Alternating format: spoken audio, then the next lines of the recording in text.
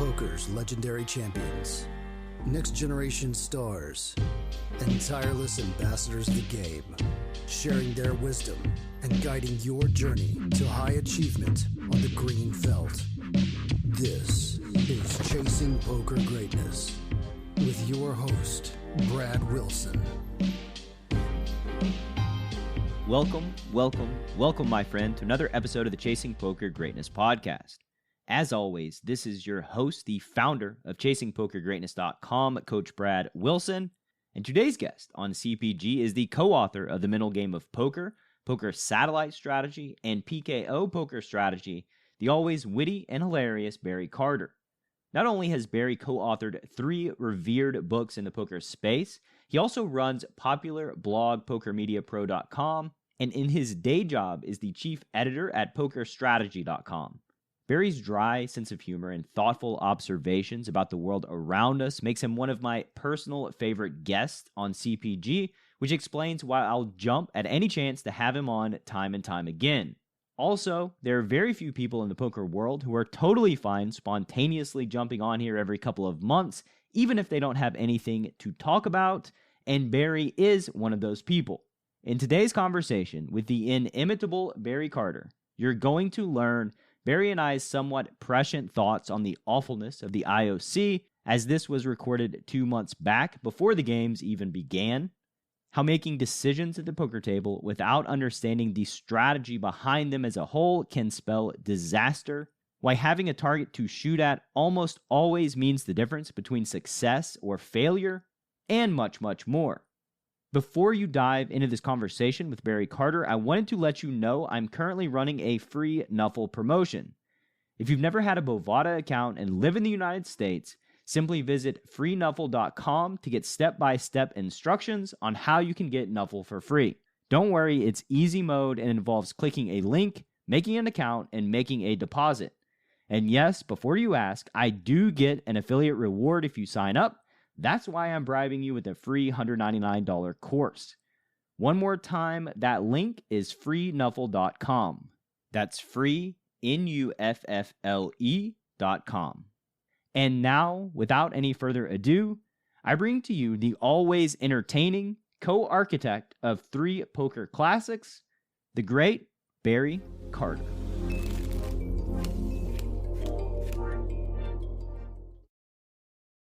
Mr. Carter, how are you doing, sir? I'm good. We almost have good weather in the UK, and we are almost allowed to do things again in the UK, so not bad. Things are shaping up. A little bit, yeah. We've done horrifically in just about every aspect of the pandemic except for vaccinations. I got my second jab 5 days ago, something like that. I think today, officially, half the country has had 2 jabs. So, yeah, a rare thing you're going to see today, Brad, is called British optimism. Usually only happens like once a world war or something like that. Yeah, I mean, I see your background. The listener won't be able to see it, but it looks nice and landscaped, and I'm just getting this firsthand view of where all of the mental game of poker money's going. It's going in your backyard. Do you know, you're not actually wrong. The mental game of poker essentially bought my house over the course of 10 years. I don't know what. In the UK, we're obsessed with property as an investment because, I don't know, and it's very, very difficult for people to get on the property ladder, and that book was the only reason that I was able to do so. So, astute observation, sir. There you go. See, I made a joke, but it actually turns out to be closer to the truth. Most of them turn out to be true, yeah. Most jokes are true. So, you mentioned the pandemic, you mentioned the jabs. It's been a little bit since you've been on the podcast solo without Dara. So we'll start out by asking, what have you been up to over, this past year? The funny thing is with the whole pandemic, like everyone I speak to sort of chimes on about how productive they've been because they've been in the house so much and able to work. I've been the complete opposite. This has been the least productive year of my life. We've been allowed to do actual things again for sort of the last 5 weeks. We can go and visit people. We can go to restaurants. We can go to the gym, all those things. the last 5 weeks have been like 10 times more productive for me than the last year. Because I learned I kind of had an inkling with this, but I learned this year that I'm someone that needs regularly to be able to reset, to be able to be productive. I'm kind of like use up some momentum and then sort of replenish the stores kind of guy. And to just be in the house doing the same thing all the time, it's been a very unproductive year. I mean, technically speaking, we released PKO Poker Strategy at the start of the pandemic, and Dara and I have been working on a video course series that's pretty much going to be announced towards the end of the pandemic. But for my own personal standards, I've been very unproductive. The only thing I've done more of for the last year is actually play poker itself, and I've got slightly better at poker, so I'm quite pleased with that. But no, other than rewatching the entirety of Buffy the Vampire Slayer again, it's been a very, very poor showing from me in 2020 and 2021.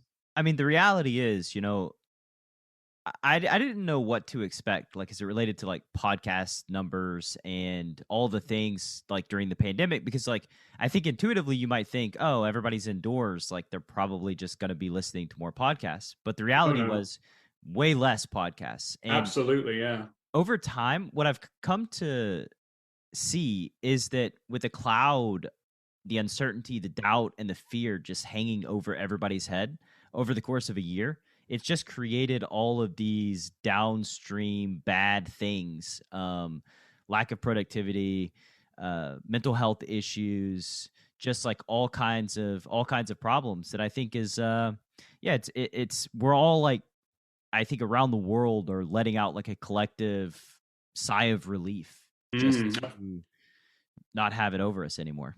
Absolutely. I mean, I know people that are talking about like, wow, we can go out again in the UK. Let's book a holiday abroad. And like, for me personally, I'm like, no, let's just have a normal week. Like, I can't wait to go. Like, I went out for dinner with friends last week. That to me is a holiday by 2021 standards. On the podcast thing, I actually think there's a more practical element to that. And there's like, I am a huge consumer of podcasts. They're definitely my favorite form of media. And I've consumed less podcasts in the last year than I have in however long I've been doing them. Because for me, podcasts are something that I listen to whilst I was doing something else. If I was traveling somewhere, stick a podcast in. If I was at the gym, stick a podcast in. All those things. And I think that's how a lot of people use podcasts. So when you don't have people, would say a regular 30-minute commute to work every single day, of course, podcast numbers are going to go down. Audible, the audiobook retailer, have sort of observed similar things with a significant decrease in their audiobook subscriptions and stuff, simply because people don't have things to listen to a podcast while they're doing. Yeah, podcasting is like a great secondary activity, something that you can do while you're doing something else. And that's the major cause, I imagine. And then another cause is that, like, when we think about consuming media and how everyone's been like, COVID has been the media that everyone's been consuming, and politics and Twitter. And like, so that's like where the collective attention of humanity has been like hyper focused on, which took the focus off of, all the other stuff, because obviously, priorities, right? Like that is sort of a major threat to the world economically and just obviously in mortality. So yeah, again, it's nice. We're coming out. By the time this podcast gets released, it'll probably, we're talking right now, it's June 3rd, and it'll probably be August or so. So things will be even better by August, and hopefully people will be like, shut the hell up, Brad and Barry. Things are looking well, way up now. Either that or we're dealing with COVID-21, of course. Yeah. But no, it's you're right. It's especially where's the British optimism, Barry? No, that is British optimism. Like we'll only get COVID-21, not COVID-21 and nuclear war. But no, you're right. The constant COVID news cycle And like you guys have had, a very divisive 5 or 6 years in politics. In the UK, we've had Brexit, which is a very, very similar thing. It's mentally exhausting, and like I don't understand how people can spend so much of their time on these things, and especially like arguing on Twitter about things with people who are never going to change their opinion on certain things because of the combative nature of it all. I don't understand how anybody gets anything done when they're so consumed in things like that. It's by design. You're a writer, you're an author. I study lots of sales copy. I write, and like when you look at the headlines are designed to pull you in. They're designed to be divisive, be polarizing, and create strong opinions. And like, really, I mean, a lot of the news media, all that stuff is to blame here. And I think Twitter too. Twitter wants engagement. They want people on their platform. They want people tweeting. And so like they also facilitate that sort of interaction, the outrage and just the argument and yelling and name calling and all of that stuff. It's like good for business with Twitter, right? And so like it's just part of the design, and it's tapping into our basic human biology. And it's unfortunate, and you can see that like there's manipulation going on, but I mean, sometimes there's not much you can really do about it. Yeah, I've learned begrudgingly that you kind of have to look at the incentives that the people who create this content are sort of aligning themselves with. And at the end of the day, like, I mean, this has always been the case for the media to some extent, but they used to be they want to sell newspapers, but now they're incentivized in a way that they did tend to get money based on how many eyeballs are on a particular thing. So of course, people are going to report on the. I mean, like for example, like the UK. I think 2 days ago, we had our first day where no COVID deaths were reported since the start of the pandemic, because obviously we've just had a terrible, terrible pandemic by most countries' standards. Now, to me, that is something that should be celebrated or at least commemorated or marked or something. We shouldn't be like high-fiving ourselves because we've had such a bad year. A lot of it was our own faults, but that was something that should be sort of marked. And no, barely made it as a news story because it was, Indian variant of COVID this or something terrible happening in a different country. That it's I've unfortunately, one of the many things that COVID has sort of changed for me has made me very, very suspicious of most news reporting, especially mainstream news reporting. I think poker news reporting has its own problems. It's very, very biased towards these sites that sponsor whichever site they're writing for. But because the number of views that tend to go to, say, poker sites is very small compared to a mainstream news site, there isn't as much incentive for us to have this rage bait, clickbait stuff. People still do it, but they probably shouldn't be.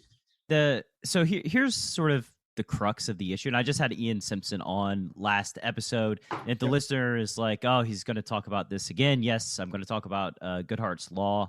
I don't know if you're familiar with it, but basically it's and this again, credit goes to Sahil Bloom on Twitter for making this point, but Goodhart's Law basically states that if a measure of performance becomes a stated goal, humans tend to optimize for it regardless of the associated consequences.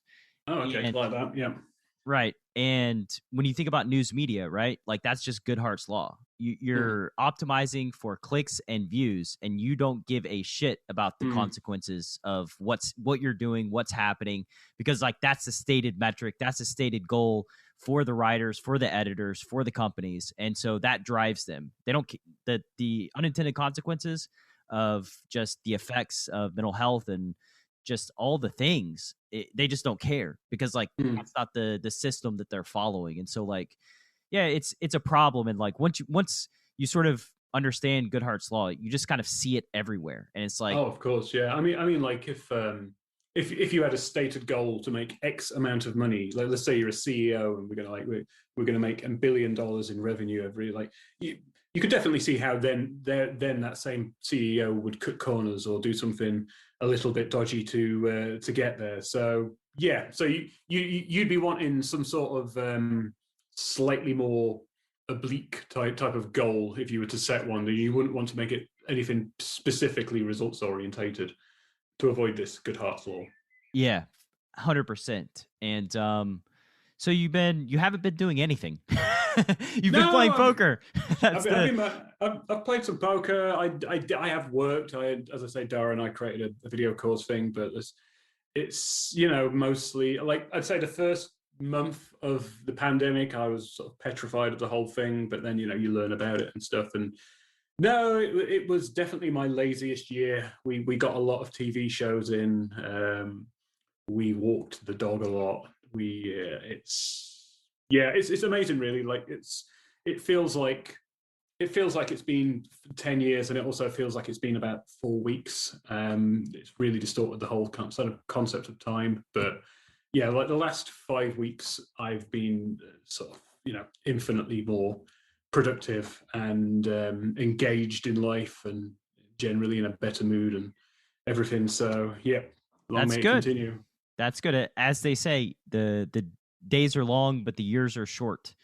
And I like that. Yeah. This past year certainly feels that way. Mm. What's something about you that not a lot of people know? Besides that, people call you skunk. Okay. I'll tell you a fun one. Not a fun one. This is actually a terrible one. But I don't tell people this, but it's interesting. I don't think there's a stigma to it. I have obsessive compulsive disorder. It's not much of a problem for me anymore, but it was a severe problem for me a few years ago in my life. In fact, here's a positive. Like the pandemic actually made me less obsessive compulsive disorder. Like the obsessiveness was around the idea of safety. Like I always kind of had this kind of like, this, I always looked at safety through like an odds perspective and stuff like that. Like, plane, the odds of you dying in a plane crash is not something like and I always kind of tried to optimize my life for safety and stuff like that. And it used to be really, really bad. But it's not really bad anymore, which is probably why I'm happy to mention it now that it's not an issue anymore. And I'd say the pandemic might have killed it off because, there was a real danger out there rather than my trying to work out the odds of my wife getting to work without having a car accident or something like that. Boy. That was one of them. So yeah, very, very strange. It was. It did make me very productive though. That's the kind of flip side, because I was also obsessed with like efficiency and things like that. But yeah, it's not an issue anymore, which is why I don't mind mentioning it. Yeah, it's I can see. I mean, it works both ways, right? Depends on what you're obsessed with. If you're obsessed with your wife dying in a car accident and knowing the numbers so that you can like run the calc, then that's probably 17 million to 1 on any given day. So it's pretty low, but I still do the numbers. Oh man. Why you got to put that in my head? Now I'm going to be the one that's obsessing over it. 17 million to 1. Yeah, that's UK roads. I don't know what the deal is with American roads. I don't want to know. Yeah, no, you don't want to know. But it's very, very low. Is the actual sort of positive takeaway. But on the flip side of things, like it also meant that I was very tidy, very I always got things done sort of way earlier than I had to. I'd usually arrive at an airport 4 hours early and stuff like that. Somehow managed to maintain a marriage despite all of that. Yeah, that's actually an accomplishment.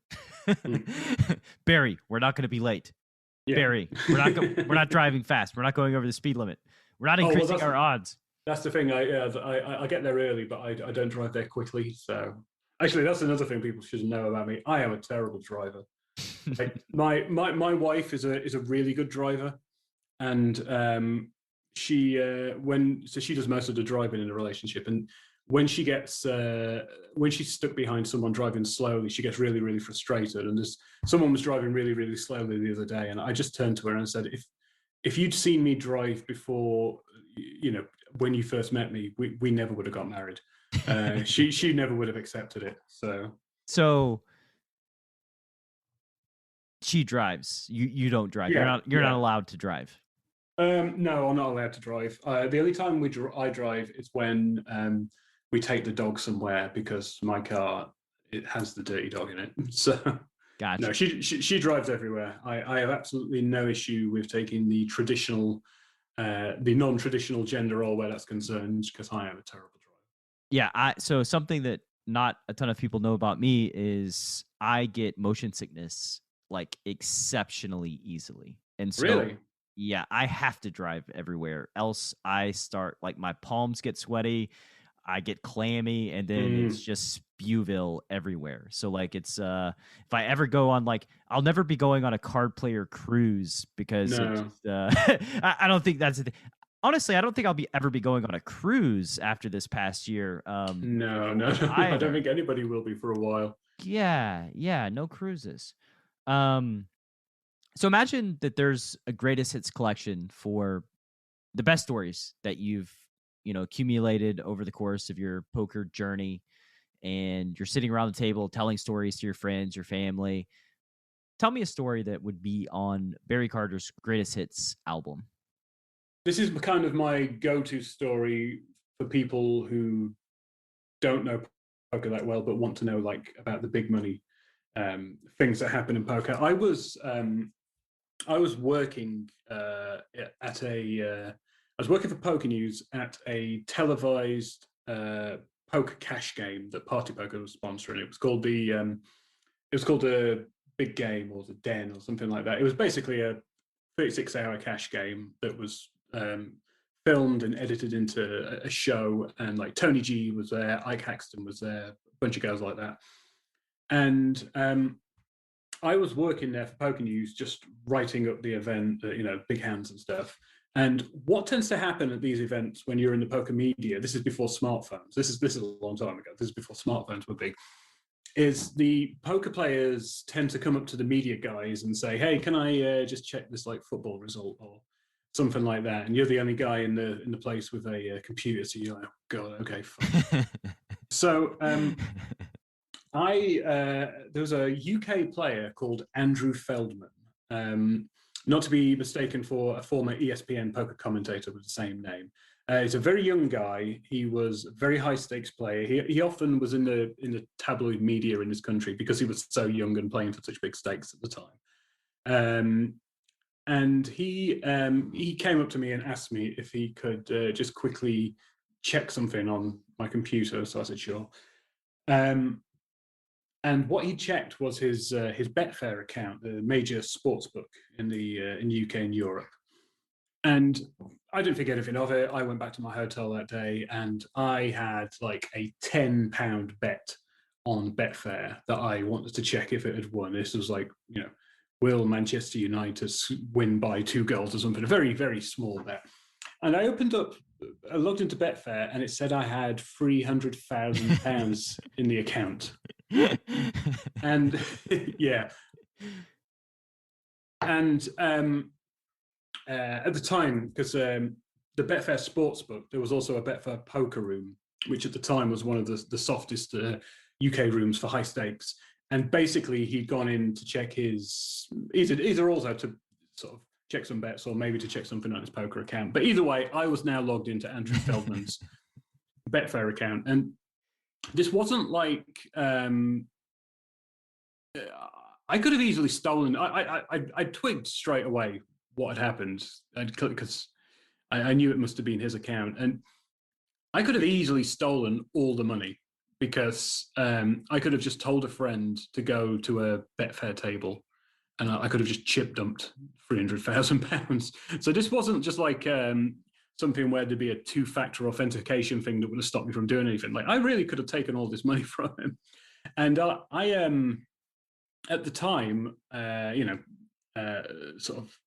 As we mentioned at the start of the talk, I couldn't get on the property market because I was about 2 years away from having sort of even touched mental game of poker. So I knew I wasn't going to steal the money, but I probably spent 2 hours or 3 hours staring at it, just trying to will myself to log out of his account. I just couldn't bring myself to do it. Eventually, I logged out And I was like, oh, such a relief. I no longer have to look at that money again. And I messaged the guy and I said, yeah, no, by the way, you just left me logged into your account with £300,000 sort of staring at me. And he just went, oh, yeah, sorry. Like, like it wasn't the most casual. I was probably expecting like maybe he was going to throw me $5,000 to be honest, or something like that. But like, it was really interesting because he was only about 18 and I would have been about 20. I'd have been about 27, 28. Yeah. So it was probably because he was so young. It just had absolutely a cavalier attitude towards money that he did it in the first place and stuff. But that's always my kind of go-to degen story where a big amount of money was involved. You sure you had no thought of like, man, I hit it big. Manchester United must have done something beautiful. No. The types of bets I was having, I think I instantaneously knew what had happened, but still couldn't bring myself to sort of tear myself away from it. Oh man, that is a freaking hilarious story. I love that. Oh, okay. Sorry about that. It's like it's like a thing to you, and for him it's like, yeah, whatever. Yeah. Who would you say is your biggest influence when you entered the world of poker?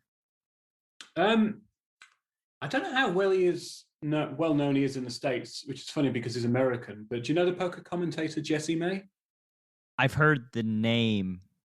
I don't know if I could pick him out of a lineup, though. All right. Well, in my opinion, Jesse May is the greatest commentator of all time. He is an American poker player, but he really made a name for himself in the UK and Ireland. He commented on all the early shows, Late Night Poker being the sort of most sort of foundational example. He was the voice of Late Night Poker, one of the first TV shows.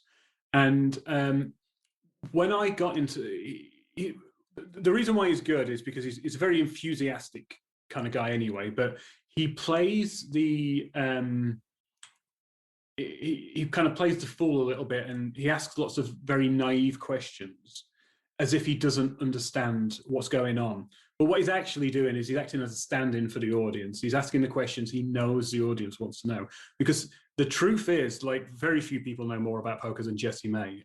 He is an absolute scholar of the game, a great historian of the game, and I suspect he's actually a much better player than he lets on, because he strategically always knows the right things to ask.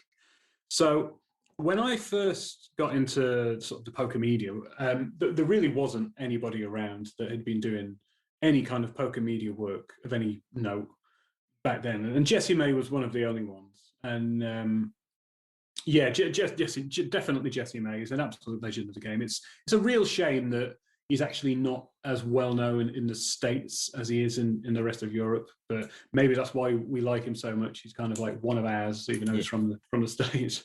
He's an honorary one of yours. Yeah. I think really, I mean, it's a very clever way to go about it, right? I think that's the right way to go about it, is that in poker commentating, and even in this podcast, is the way that I think about it is I'm a proxy for my listener. And so like, I have to basically figure out the questions that they're thinking and then ask the question, or dive deeper in a thing where they're like, oh, I want to learn more about that. Right. And I think that like all hosts, interviewers, commentators, folks like that ought to view it in that way, that like, I am a proxy for the audience. And so like, if I'm bored, well, my listener's probably bored too, right? Like, and if I'm curious, my listener's probably curious too.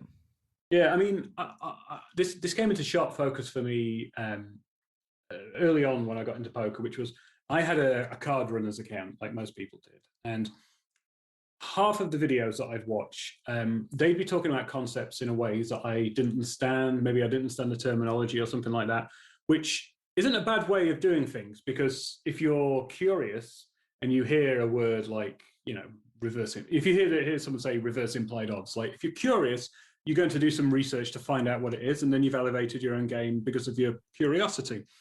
But the videos I always learned the most from early on was every now and then Brian Townsend would do a video where he had a student and he would sweat a student while he was playing. I'm pretty certain like what they were doing by today's standards would be considered like, ghosting and illegal. But basically the student would say, why he was doing something.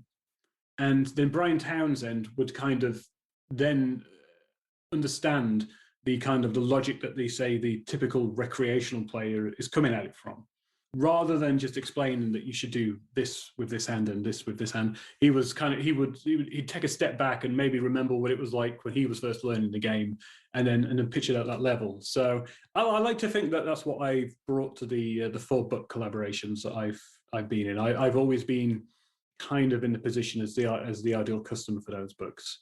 I've done a very, very good job of not improving enough to go ahead of the audience. Yes, you're doing it for it's a professional choice to not get better at poker. It is a tremendous skill not improving. Right, exactly. It's kind of interesting that you say that, because the way that I structure my private coaching sessions is very similar in that my students will record a play and explain video, and then they will verbalize their thought process. I download the video, and we'll go through a hand, then we'll pause, and then we'll dive deeper into like the questions that they're asking. What I've learned after doing, hundreds and hundreds of these is that it's made me a better player, and it's made me a much better coach too. Because like the curse of knowledge is a real thing where, you can't unknow what you know. And so you can speak in ways, you can try to communicate in ways that are just above the heads of the people that you're talking to inadvertently. And it's hard to like revert back to an earlier state, right? So like really just diving deep into the fundamentals, understanding like, oh, okay, this player's at this level, this is their paradigm, this is why they think about things in this way. Well, what's the next level up? And then we'll try to get them there. I think is, at least in my experience, has been the best way to approach, coaching people privately. I think that's a great way for a couple of other reasons as well. I mean, it's when you force a student to verbalize why they're doing something, it actually really will fundamentally expose the instances where they don't know why they're doing something. Like I've had this myself. I've done a bunch of videos with Dara and David of the chip race, where I'm playing and they're then reviewing the action afterwards. And sometimes I'll verbalize like, oh, I mean, this was an actual example. I'm betting 33% of pot here, and I don't know why I'm doing that. It's just I've seen everybody else doing it on Twitch was the actual reason, and I only realized that in real time. And then what that led to a discussion about the merits of a 1/3 pot bet.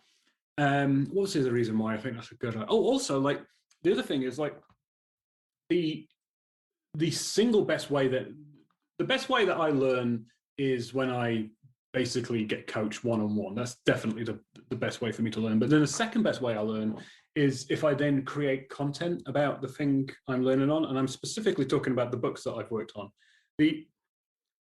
I have massive holes in my game that are just probably embarrassing, but there's small pockets of the game that I am very good at because I've written books on the subject, somebody else's material where I write it. And it's basically a case of once I'm able to create the content to the point where the co-author says, yes, that's correct. I've been through so many iterations of it. So by you making your students do that, you are actually making them make content, even if the audience is just one. So yeah, no, I think that's an ideal way for someone to learn, or at least people who are active learners, which I definitely am. Yeah, and here's a little tip, and for the listener too, I think this will be helpful. You mentioned the betting 1/3 pot on a board and just doing it because other people do it, and you didn't really know why. Something that I've learned is that if you don't understand why you're doing it, you also don't understand how the complementary aspect of the situation. So you probably don't understand how to play well versus the 1/3 pot size bet. So like in spots where, if you're facing a 3-bet on the button versus a small blind and you don't know what to do, like you don't know what your flatting range, you don't know whether 4-bet, you probably don't know how to 3-bet well from the small blind either, because those two are very related. If you know exactly how to 3-bet from the small blind, well, you would know pretty well how to defend on the button. So like basically whenever you find a leak, look for its opposite and then dive in there. And that can also, make a lot of bang for your buck. I have a similar example. I am someone who didn't memorize ranges very well. I had a rough idea, but would often. It's not so much I wouldn't memorize them. I'd actually struggle to memorize them at later stages of the game tree. Like I'll know my free betting range pre-flop, but then once we got to the turn, suddenly I'm thinking like, oh, this guy could have king queen, but I was like, well, no, that was never in the first range, that sort of thing. Something that Dara sort of really helped me with where that was concerned was whenever we'd look at a range, he'd always look at the corresponding range, just as you said. So like if I was doing a free betting range, it's like, why do we free bet all these suited aces? And it's like, well, because in this person's opening range, they have a lot of aces. So if we free bet the aces, we block those aces and so on. So yeah, the same thing helped me looking at the ranges that would call that would open when you free bet or call when you open and stuff like that. It actually helped me get a more holistic view of ranges in general, which was very helpful. Oh, it for sure is. And, that's why the very first course that I created with Chasing Poker Greatness was Pre-Flop Bootcamp. And it was just because I was so tired of hearing my community or looking at hand histories of my community and just seeing them butcher hands pre-flop. I was like, oh my God, we have to fix this. Like, this is just obscene. And like most people have access to some kind of ranges, some kind of pre-flop ranges. And it's almost in the same way that they have access to like a bunch of books on their bookshelf that they never read. Yeah. They're just like, oh, well, I've got them. So somehow I'm just magically going to learn them through osmosis. And it's like, you really need to take the time to systematically go through every single one, study them deliberately, reflect, meditate, quiz, use social accountability. And that was how my very first course kind of came about. Same thing. It's just like, I think human beings on their own, they don't really love doing the hard stuff or the stuff that's uncomfortable, No, I mean, like I've interviewed pretty much every sort of big poker player. I suspect you've interviewed more than me actually now with how prolific the podcast is. And the I would say the number one sort of trait of very successful poker players is that they just enjoy the hard work of study almost as much as playing.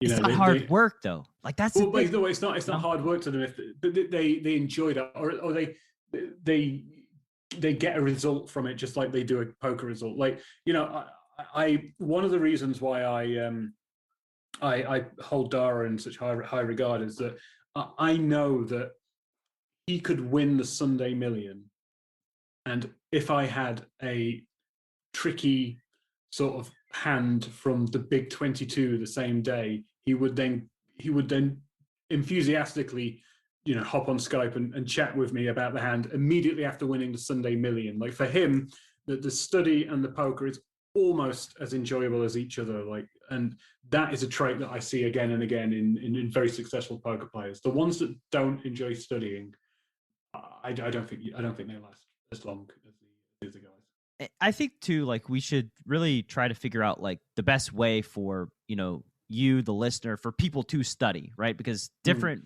methodologies resonate with people differently. And so like the word study, actually, I hate that word. Like I'll say it, but like when I think of study, I think of like being in high school, opening a textbook and being forced to read something that's just like very boring and awful. Yep. And so I have like a negative connotation in the same way that I actually have a negative connotation with work.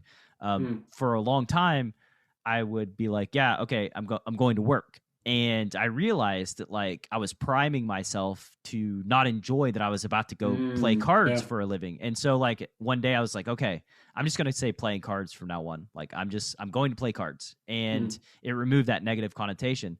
So I think like, the language that you use, the methodology that you use to learn and improve, like for me, get me in like a group of 2 other people, and we're like investigating and being curious and diving deep and learning. Like I'll sit there all day on my own, just like running sims. That is not me. I'm not going to be that person that just runs sims all day long by themselves. Like I need the social aspect of it. And Yeah, and I think too, like high level poker players love problem solving. They see a problem and they just want to solve it. They want to see like what the solution is, and it's like exciting to find out like, oh, this is how we're supposed to play our range on this specific board in a 3-bet pot.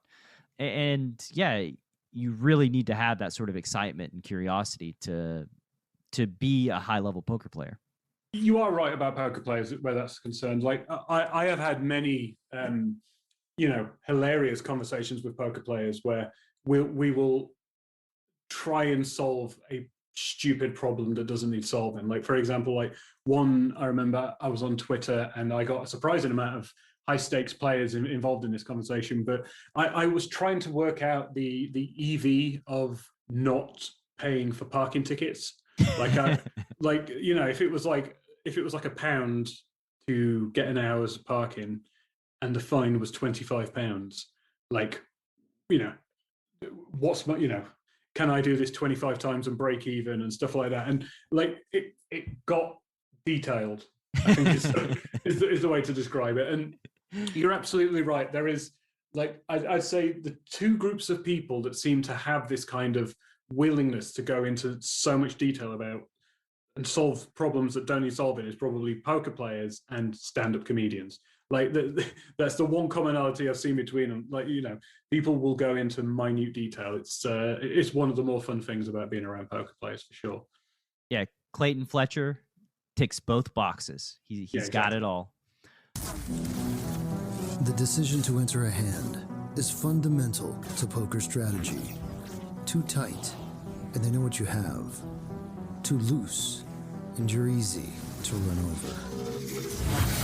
Pre-flop bootcamp from Chasing Poker Greatness is a comprehensive guide to locking down your pre-flop game and creating true range advantage. 8 days of guided training, over 60 optimal ranges, and access to a dedicated community of players that will push your pre-flop game from a place of weakness to your greatest strength. Go to chasingpokergreatness.com/bootcamp. Available now. John, I wanted to ask you why you decided to invest in a pre-flop bootcamp. Everything that you had done with me to that point, or I had heard you do, had impressed me. I loved the podcast. I accidentally ended up in the Poker Power Hour and loved that. And then I took coaching, and then you recommended the boot camp. And at first I didn't think it was, something that would be that valuable, but I was like, everything else has been amazing. So I signed up, and then it just blew me away. And what about boot camp blew you away? Like, it started off slow. Like, I'm learning these ranges and I'm not even understanding what you're talking about. And then all of a sudden, as I start to understand what we're doing with the 3-bets, the 4-bets, and all of a sudden it just kind of hit me. And I was like, oh my God, how do I not know this stuff? This is amazing. The more I studied them, I started to understand why they were constructed sometimes. Like, I'd be like, that's why that's like that. And that would lead to more revelations and just a better understanding of poker in general. Do you have any interesting takeaways from your bootcamp experience? The most interesting thing about the boot camp, it's a pre-flop boot camp, but I feel like it's done as much for my post-game as it did for my pre-game, just because I'm not in as many awkward and bad situations as I found myself in.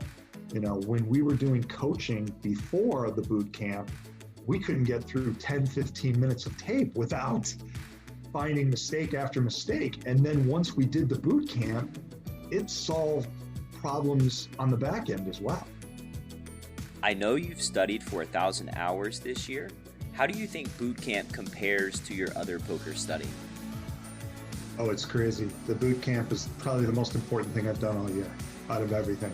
I would give anything to go back and to know that stuff 10 years ago. I can't imagine how successful I'd be right now if I had known that stuff. And I thought the boot camp was so valuable that I literally insisted you take more money from me and paid you more for the boot camp because I was blown away. I just thought the price was too cheap. And it's changed my game in ways that I can't even explain to you. If you'd like to join the next round of Preflop Bootcamp, which starts on the last Saturday of every month, head to chasingpokergreatness.com/bootcamp to lock up your spot. One more time, that's chasingpokergreatness.com/bootcamp.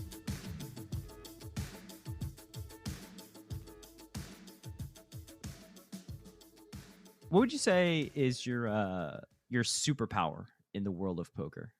Something that I know you're a very self-deprecating guy. No, I think the only thing I think I do well, and it's decent. It's a decent thing, so I'm not being self-deprecating. Is hold on. When you preface a sentence by saying the only thing I do well, and it's not self-deprecating, it's a big thing. No, I honestly, and I am not saying this to be modest, I don't consider myself to be a great writer.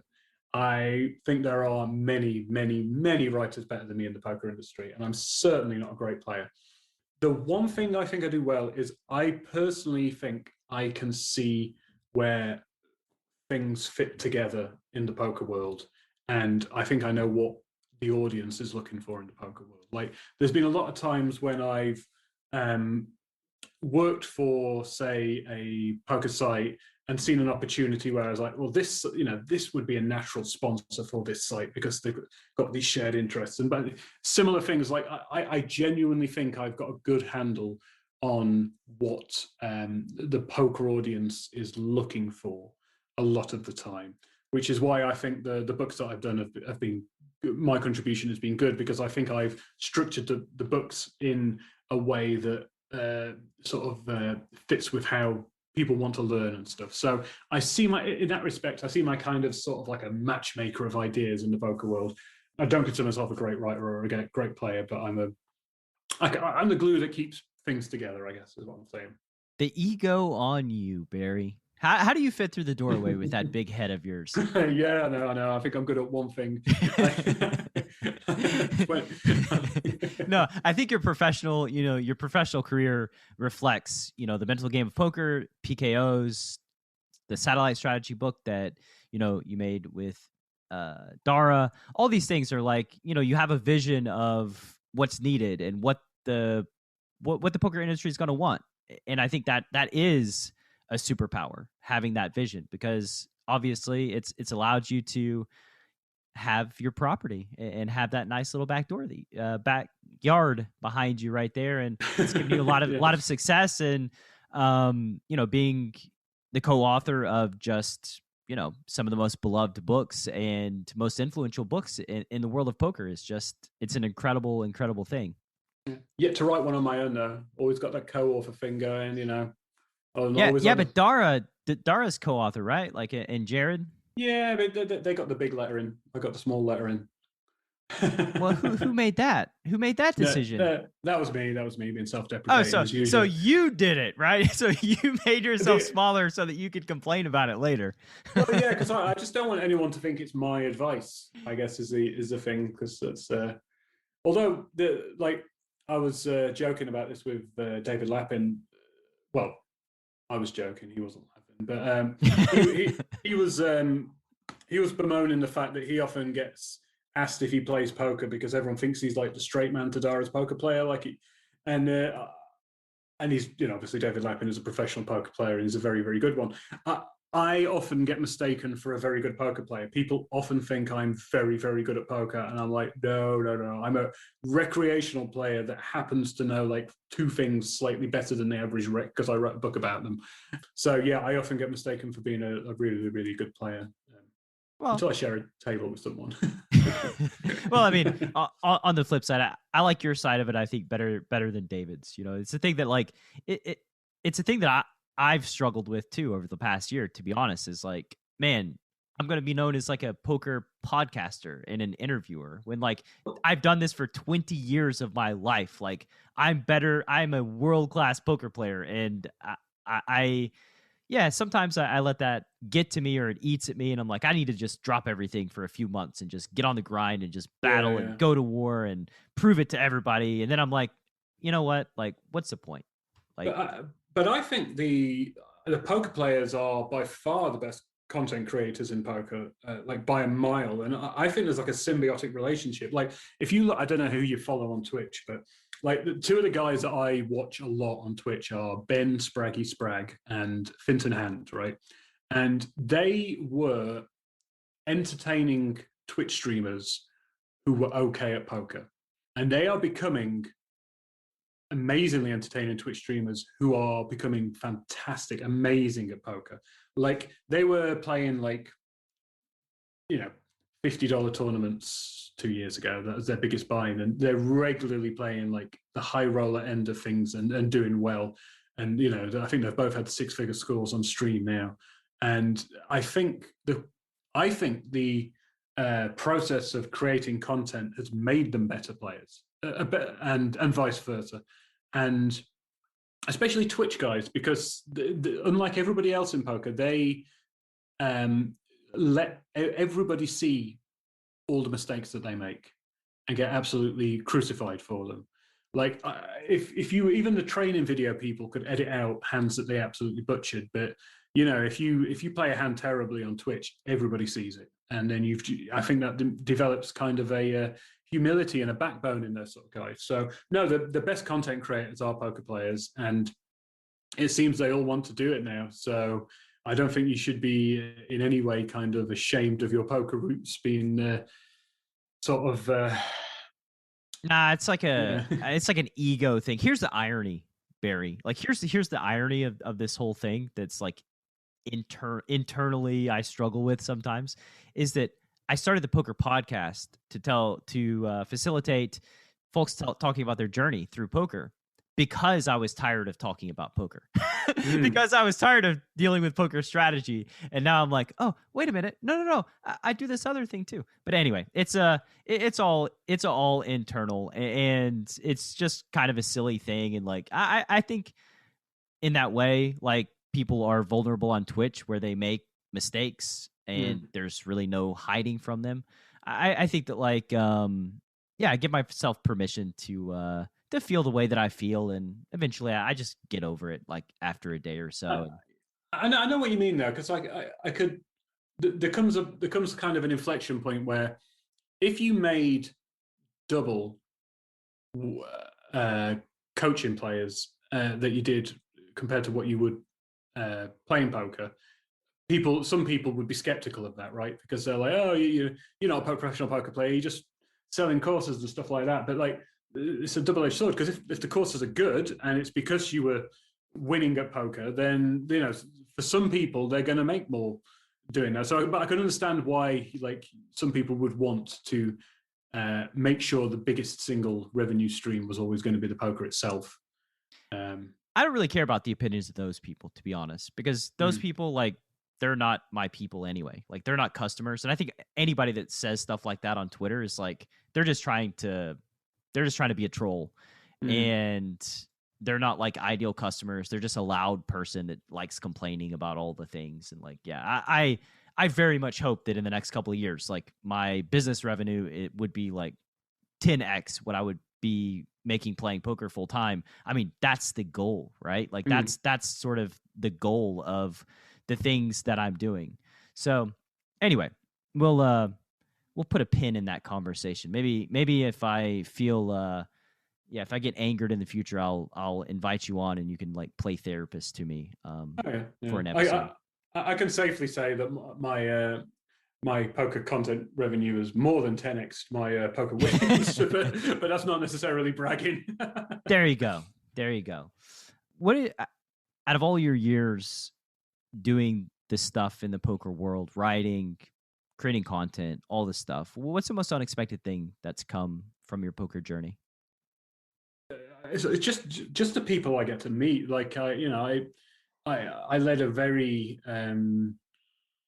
mundane life in the UK prior to poker, where I only knew people from the same town as me, and the fact that I have friends in all corners of the world and get to meet people from all over the world, and sometimes I can go to a country that's thousands and thousands of miles away, but bump into somebody I know. That's a very that's just a wonderful experience. Like I love the fact that I got married in, like, for example, like I got married in New York and Jared was my best man. Like there's no other situation where he and I would have crossed paths. So I think that's an absolutely wonderful thing. So just the broadening of those horizons has been absolutely amazing for me. Yeah, I mean, there's nothing compares to the relationships that we make just in our lives in any facet of our, I mean, at least in my professional life. Like, I'll never forget a story about Brian Hastings, when he beat Victor Blom out of like $5 million or something. That one, it was $4 million. It's the biggest winning session online in history. I've written about that a few times. Yeah. thank you for the $4 million. Yeah. He went to like a bar like after he had won the money, and he realized that he had nobody to celebrate the win with. And like, that was actually like a pretty devastating moment for him, where he was like, wow, I had this like epic, legendary, I mean, he didn't know it was going to be legendary back then. I mean, who knows? Maybe he thought he'd be winning $4 million a night all the time. Yeah. But he wins this, has this epic, legendary session, and then has nobody to celebrate it with. And he just instantly felt awful. Like he just felt bad. And he felt depressed about it. And he like had this sort of like existential crisis type moment. And I think that like, that's just reflects how important it is to have people to celebrate with and have people to call and, to interact with, and like just people you're comfortable just waking up in the middle of the night. Like, holy shit, look what happened. Like, this is insane. So yeah, anyway, that story's just always stuck with me as it relates to like, the value of relationships and the value of money. It's also kind of it reminds you to be philosophical about your own goals, because like I often, I don't know about you, but sometimes after I've achieved a goal, whether graduating university or one of the books that I've done, something like that, I tend to be a little bit down for a few weeks, because it's like you've been so invested in something for so long, and you've been doing the grind for so long, and all of a sudden it's like, what the hell do I do now? And it's a very kind of like jarring, woken up moment. I'm almost having a similar thing like now that we can go out again in the UK. I was like, part of me thinks, what did I used to do? Like, so yeah, I can understand why he would feel very, very down about that, but even more so if people aren't there to celebrate with you. I mean, to tie it back into earlier, it's Goodhart's Law, right? Like you optimize to graduate. That was your target. You invested everything into that goal and that target, and then it wasn't there. And so like, oh, now what do I do? You don't have, I mean, you see that all the time with like Olympic athletes, right? They win a gold medal and then they go through a massive amount of depression because like they achieved their goal. They optimized for that target. And now what the hell do I do after this? Like you kind of have this, like, how do I spend my life? If I accomplished the thing I wanted to do, now what?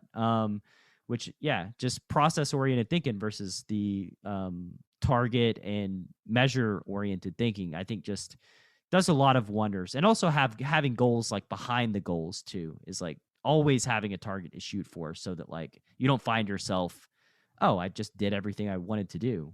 Now what's next? Yeah, it must be awful for people who get it really achieve a major goal like that really early in life. I always think about like women's gymnastics, where the athletes sometimes peak at 15. Like if like a young girl sort of achieves Olympic gold at 15, it's like, wow, like they really, really have to find a way to completely change and take up something new, because otherwise you're going to be sort of living in that shadow for the rest of your life. That must be really hard.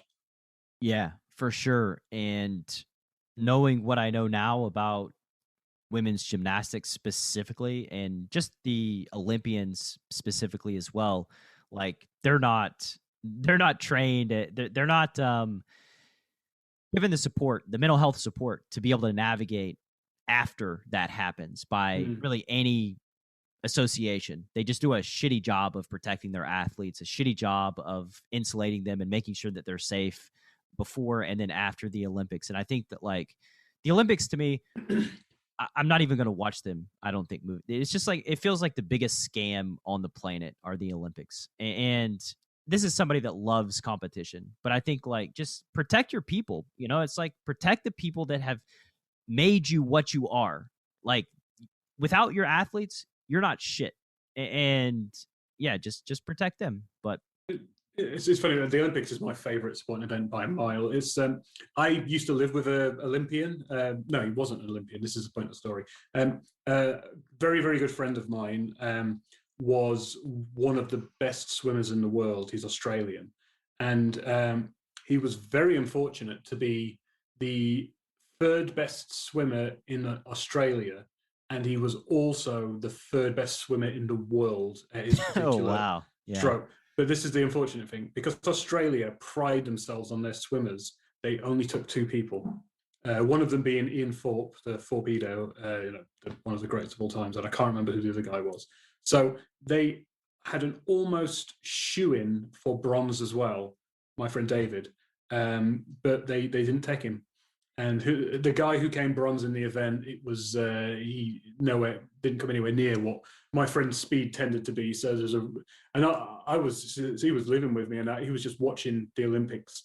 And to be fair, like, he had, clearly he was looked after mentally, because he handled it like an absolute champ. He was really enjoying watching the Olympics, even though he kind of should have been there. It's a very unusual experience to watch an Olympic event. Like, I'm there eating some Doritos, sat next to the guy that almost certainly would have come third.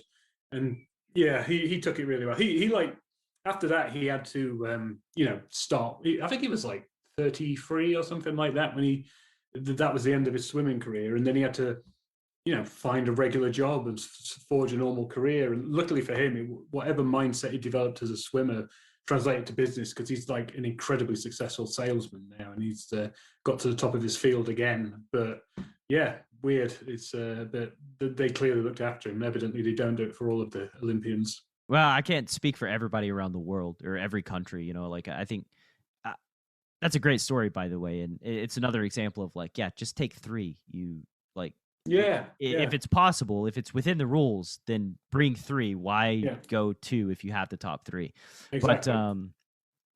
But yeah, I'll expand before I get a bunch of like Olympic hate mail in my email inbox. But basically, like, the way that I think about it is, okay, so I watched the documentary. Lolo Jones, who's like an Olympian, one of the more famous Olympians, like, when she was pursuing her dreams, she was working at like a smoothie shop. At the same time, and like, people would come in the gym where she's like working, making smoothies, and she said one time she was like on the TV, and like somebody looked at the TV and then looked at her, and they're like, is that's you? She's like, yeah. I mean, she's got to like pay for her training through making smoothies, and it's like, wow, like, this is what we can do. And then, like, if you look at China, where they built the bird's nest. All the places where they like hold the Olympics, they're just like barren wastelands after the fact. These countries invest like billions of dollars building facilities that just are totally worthless after everybody leaves. It's just like my friend was not. He didn't make any money from swimming, even though he devoted his life to it. Right. The only way he kind of was able to do it was because he was able to find sponsors for each individual sort of tournament that he was in and stuff. So he was pretty much broke by the time that he got out of it. And another funny experience I had with him was like when he came to, I went to a football match with him. I support a team called Sheffield Wednesday, who are now a third division team. We're pretty low down in the leagues in the UK, and they were in the third division at the time as well. And he was. We were watching the game, and he didn't know football at all. Soccer. And and he was asking me like how much the players get paid, and I was like pointing. I was like pointing to players like, I was pointing to the player that just sort of slipped over trying to kick the ball, saying, "Oh, he gets paid like $4,000 a week." And then I point to the fat guy that sort of hasn't had a shot on target all day. It's like he gets $3,000 a week and something like that. And then I realized I was pointing to probably the 6,000th best footballer in the world, and he was pulling in something like £15,000 sterling a week. And there's my friend, the third best swimmer in the world, and he was empty pockets. Yeah. So I'm starting to come around on this. The Olympics can go fuck themselves. No, it's still my favorite thing to watch. But yeah, I love the competition. I love the competitors. I love watching it too. I just don't love the International Olympic Committee? It's because it was always sort of, there's always this facade that it's amateur competition. They've always said it's amateur athletes, and I think it's because what they actually mean by that is they just don't pay them. Yeah, exactly. Because like you have because what tends to happen is, like, at least in the UK, we're good at rowing in the UK. We've got lots of rowing events, and the guys tend to have other jobs or be part of a university or something like that. But then you have, but then the football, what happens there, it will be people that play in the Premier League. And then the basketball, you have the dream team come every year, and these are the guys that make $1 million a week, right? So they claim it's an amateur competition, but I think it's a bit like college football, right? In the US, they don't pay those guys there, even though entire economies are built around the teams, right? Yeah, NCAA. I mean, Alabama pays Nick Saban $10 million a year to coach the team, and the players are amateurs, so they don't get paid. They can't even autograph stuff and sell like stuff with their own autograph. Like that's against NCAA regulations. That's totally wrong. I mean, I think from the moment that you become a commodity. Exactly. The moment you're an ambassador, a commodity, the moment it's televised, the moment, I mean, like, I'm saying this as a joke, but it's true. Like the moment that people start giving you death threats if you have a bad performance and stuff like that, which happens with sports fans, every type of sport. I know that's totally wrong. They should get paid. Especially with certain sports, sometimes the careers are really, really short. If it's American football or rugby in the UK, like one injury and that's it, your career's over. So yeah, they should definitely get paid. For sure. But it's the world that we live in. But I guess that's all we can do. All right. You somehow sucked me into the British complaining about things. I don't know how you did that. Some secret way. Misery loves company. No, I like complaining about things sometimes too. All right, so we'll just a couple more questions and we'll wrap up, get you out of here. By the way, you missed an opportunity to co-author your very first book with your friend, by the way, the swimmer.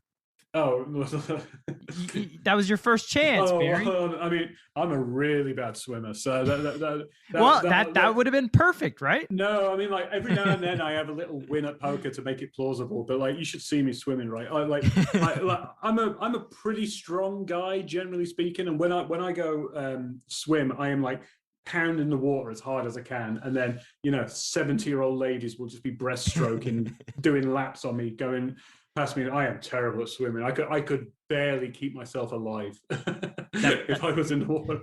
That might be the title of this episode. That could be, yeah. Better poker player than swimmer. Yeah, definitely. What are some things that you wish you'd said no to more often? Oh, great question. A lot of things, actually. For a long time, I was a bit of a people pleaser, and I definitely said lots and lots of free, like working for free for people, because that whole thing of it'll get you exposure and stuff like that. I tend to do a lot of things to be nice. No single one sort of springs to mind right now, other than when you asked me to do this interview. Other than this exact thing that you're doing for free. In all seriousness, I actually really love doing interviews. Really appeals to my vanity, to be honest, but lots and lots and lots of small jobs. I've got better at saying no to things in the last sort of 4 or 5 years, and so that's simply because I've not had time to do things, and that makes things a lot easier. But I often would do lots and lots and lots of small jobs for free for people, because I thought, you never know, that might get me something later down the line. Yeah, and it almost never does. And I think the reality is, like, people reach out to me and like ask me for basically coaching in email form. Yeah. And I've just, I originally felt compelled to just respond and reply. And like when somebody sends me a direct message, I'm like, feel compelled to respond and like put my heart and soul in this reply. And I've just realized that, like, I'm not going to do that anymore. Like, I'm just not, it never works out. Like, I'm not getting anything out of this situation. And yeah, it's like it's a give and take, right? It's a value proposition, and like at least with the podcast, we get some laughs. We get to laugh. We have a good time. It's a decent experience. I actually think that the sort of people that tend to contact people out of the blue and expect stuff for free are not going to use the information anyway.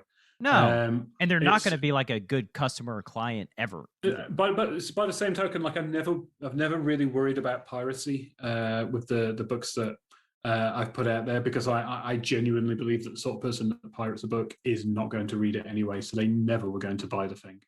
And I mean, I know, like, I've been fortunate enough because of my job that I occasionally get given free subscriptions to well-known training sites and things like that, and I almost never put any effort into them because it was for free. But the times that in my outside of poker, there's been plenty of books and training products and stuff that I've bought that I put a lot of effort into because I've spent money on them.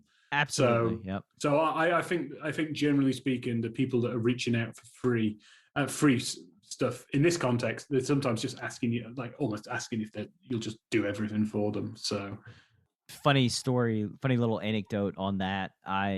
So I mentioned pre-flop bootcamp earlier. My brother-in-law went through pre-flop bootcamp, and I made him pay. I made him pay to get in, because I understand exactly what you said. When you get something for free, you don't value it. And because you don't value it, you don't invest energy into consuming the material, into learning it, into putting it in practice so that it improves your life. And yeah, that's why, like, I don't give discounts on anything that I do. I agree with that. Yeah. Anything that I sell, if you buy it like right now, it's the lowest price it'll ever be. But as I improve it and upgrade it, I raise the price too. And like, that's just the way that I structure all my stuff. And it's like, yeah, like I want my brother-in-law to be a successful poker player, and I care about him. And you might think, well, maybe you should just give it to him for free if you really cared about him. But no, I want him to do the work. And that's a way that, I ensure he does the work, because he invested his own money into it, and now he's committed, right? Yeah, and there has to be kind of some sort of pain associated with not doing the work right. So yeah, you could if someone spends $500 on something like that, you'd be like, wow, I better get something out of this. I better, even if the content wasn't necessarily amazing, maybe it's better sometimes to go for the higher price thing, because it's going to sort of get the adrenaline going and sort of force you to hyper focus on improving. Absolutely. So just a couple more questions and we will wrap up. So what's a project you're working on right now that's near and dear to your heart? I am working on, like I mentioned, that I've had an unproductive year, and I have been working on a new book with Dara. We did satellites, we did PKOs. This is what we consider to be the third book of the trilogy, and the topic is ICM, the independent chip model in poker, specifically for normal, what people call vanilla tournaments, where it's just a regular payout structure. And the two previous books, we wrote them in order of the most important things to learn. So like in the satellite book, we started with how to play in the bubble, because that's the most important part of a satellite. This book is quickly becoming like a theory book about poker. It's not a practical book. A theory book about ICM. It's not a practical book. It's very, very, very interesting. Since we got let out of our houses and allowed to do stuff with lockdown, this book is just pouring out of me now. The fact that I can leave the house and reset my mind a little bit is coming out really, really quickly, whereas I was just slacking on it while we were still locked down. So I'm really enjoying it at the moment. We're doing some interesting stuff. I think we're covering a lot of things that very few poker players know about the topic of the independent chip model in poker. Would love to get listeners' thoughts on what a compelling name for the book would be, because just calling it ICM at the moment might alienate some of the audience and confuse others. So. Yeah, send. We'll tie that into the final question. If the Chasing Poker Greatness audience wants to give you a great name for your next book, where can they do so? Get me on Twitter, Barry_Carter on Twitter. Yeah, it's funny. Like, if I give out my email, then I just sit on the responses that people send in. But if someone sends something to me on Twitter, whilst I am trying to sort of curb how much I use it, like I will respond pretty instantaneously. I don't know why.